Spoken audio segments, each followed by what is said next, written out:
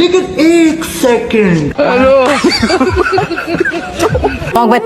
এবার মতো মাফ করে দাও দাদা তোর কোনো ইয়া নাই তখন আর মাফ করে দিলাম না তখন এই এতটা দিন ধরে ইয়ে করেছি তুই কোনোদিন ইনকাম করে তুই আমাকে সেই ইনকাম করে করস কি তুই হ্যাঁ তুই বাচ্চা গায়ে এই মত কি বাড়াই যা আমি তো তাও ভাবছ এই বাচ্চা বাড়া